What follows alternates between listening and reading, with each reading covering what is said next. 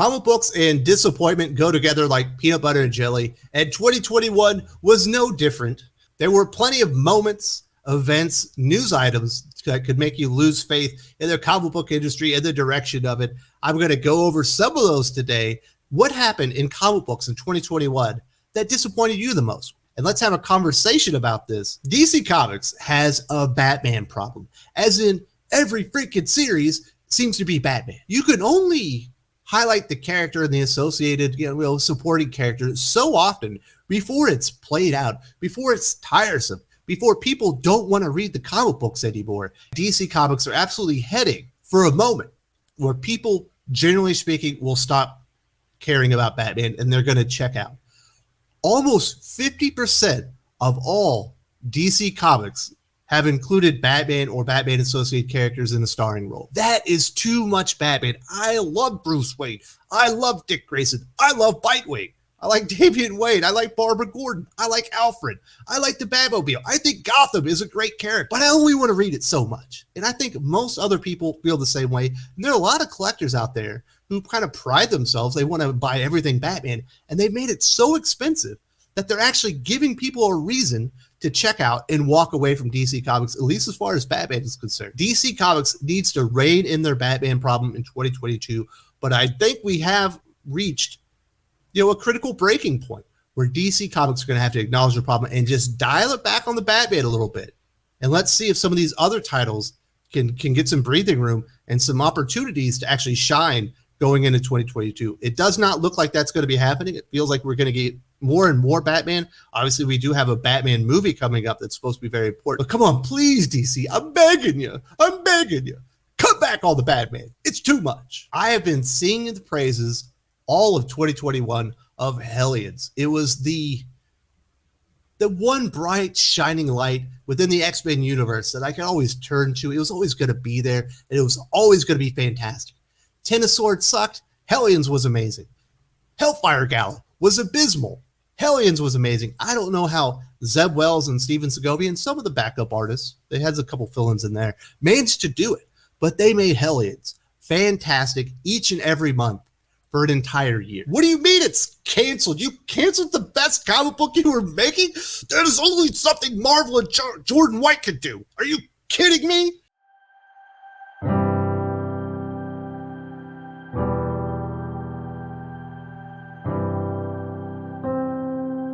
Now, the final issue was fantastic, and I highly recommend everyone go out there and read it. Hell, pick up all the trades.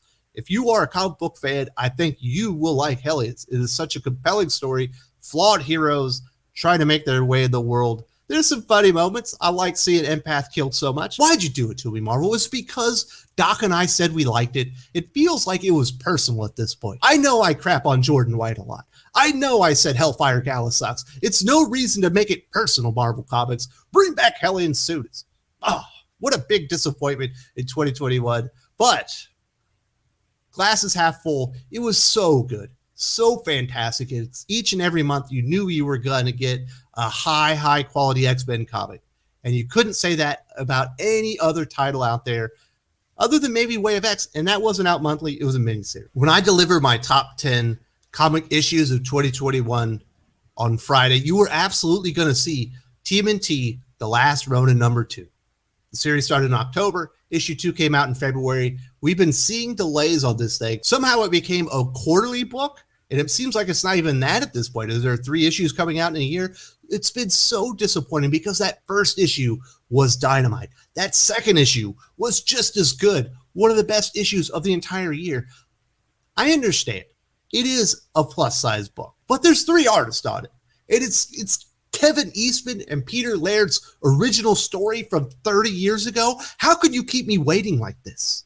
I've already seen the fate of a couple of these turtles. I got to see what happened to all of them. But it's so disappointing that IDW and the team on this book just cannot seem to meet the deadlines or keep a competent schedule to keep the momentum of the series moving forward. I imagine it is still going to be an enormous success. I think just like Doomsday Clock, The Last Ronin is invulnerable to becoming stale or obsolete. The enthusiasm for the book, the fervor that the fan base has for this book, for this story that they've been waiting for so many years is so high that they are going to forgive everything. But you have to admit to yourself, it's been so disappointing that they haven't been releasing this at least bi-monthly. Please, IDW. Please, Kevin Eastman. Please, everybody on the Last Ronin team, get this book out quicker, because this quarterly or even longer release schedule is just killing me. It's breaking my heart. For some reason, DC Comics thought it was a good idea at the end of Dark Knight's Death Metal to introduce the Omniverse, essentially a universe or multiverse, a multi-layered multiverse where everything has or has not happened. This was a bad idea. You can't exclude all the stupid shit that's happened now. I can't say that Superman being raped in a prison camp didn't happen because it's the Omniverse. I can't say that Alfred never left Bruce when he was like 9 years old because of the Omniverse. In the future, I can't say that Wally West doesn't turn into a serial killer that murders everybody because of the Omniverse.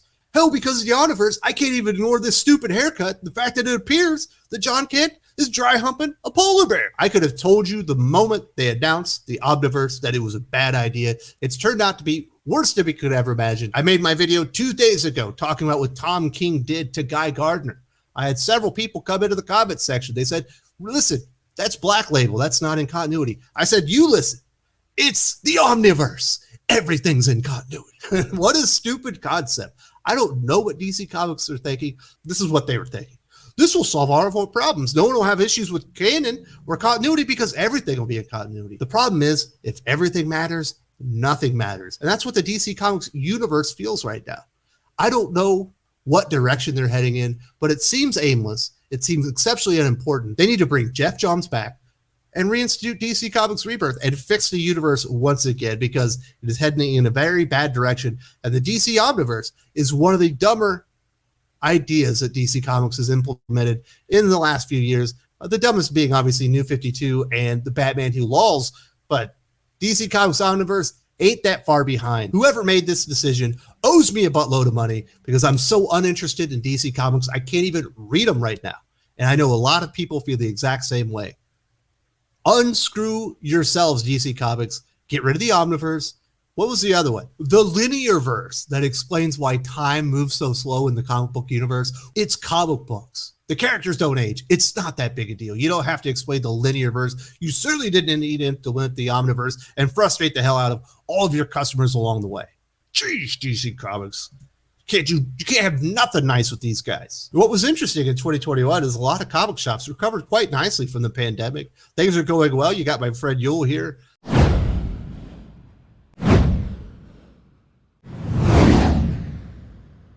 All the big creators on all the big titles decided to leave.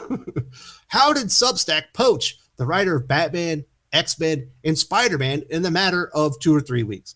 I personally have no idea, but certainly whoever is like the talent acquisition guy at Substack that was in charge of comic books, congratulations, you had a coup on your hands. James Tynion leaves Batman, Nick Spencer leaves Spider-Man, Jonathan Hickman leaves X-Men, all in a matter of days. And there are other creators obviously out there on Substack, you know, Scott Snyder, and there's a bunch of them out there. I like the idea of creators making more money. I don't like the idea of them abandoning the comic book industry and the comic books actually sell so they can go over and create JPEGs.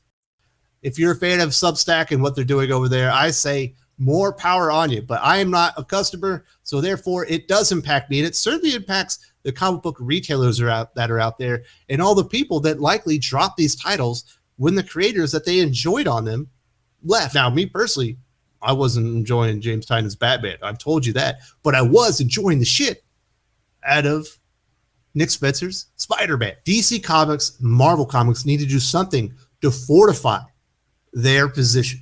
They need to button down the hatches and stop letting Substack come and poach off all their big name talent. You know what's going to happen the next time they have another big creator on Spider-Man? If they're not locked down to some type of like 6-year exclusive, Substack's going to come in and poach.